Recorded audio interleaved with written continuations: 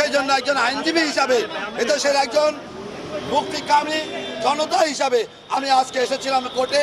আপনারা জানেন 2014 সালের পর থেকে মানুষের কণ্ঠ রোধ করার জন্যে, বিরোধী মতকে প্রতিরোধ করার জন্যে, বিরোধী মতকে স্তব্ধ করার জন্যে এই আজকের যে আসামি, আপনারা জানেন বাংলাদেশটা শুধু আন্তর্জাতিকভাবে বিখ্যাত সেই আয়না ঘরের আজকের রূপকার ছিল আজকের আসামি।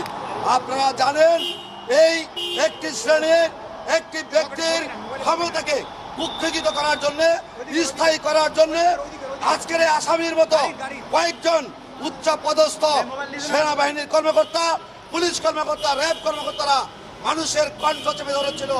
আপনারা সাংবাদিক ভাইরা ভয়ভীত ছিলেন, তারা আয়নাঘর তৈরি করেছিল, আপনাদেরকে কথা বলার স্বাধীনতা দেওয়া হয় নাই, আপনারা ইচ্ছা করলেও লিখতে পারেন নাই, আমরা মাঠে নামতে পারি নাই, বিএনপি নেতা কর্মী মাঠে নামতে পারে নাই।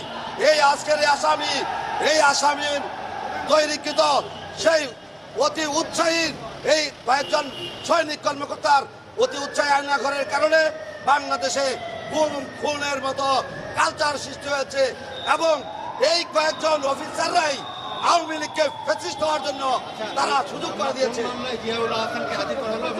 নিউ মার্কেট মামলার একটি হত্যা মামলায় তাকে আজকে প্রডিউস করা হয়েছে।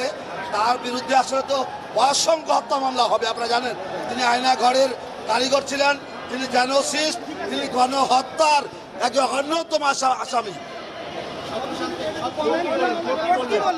আদালত আজ এই মামলায় তাকে 10 দিনের রিমান্ড চাওয়া হয়েছিল, আদালত তাকে 8 দিনের রিমান্ড মঞ্জুর করেছেন।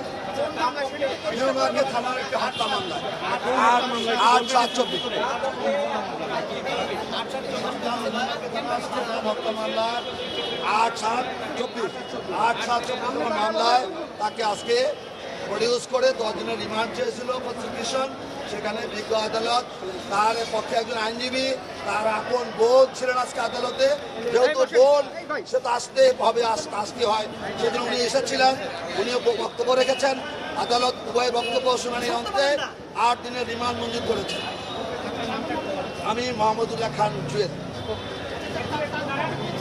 তার পক্ষে তার বোন ছিলেন।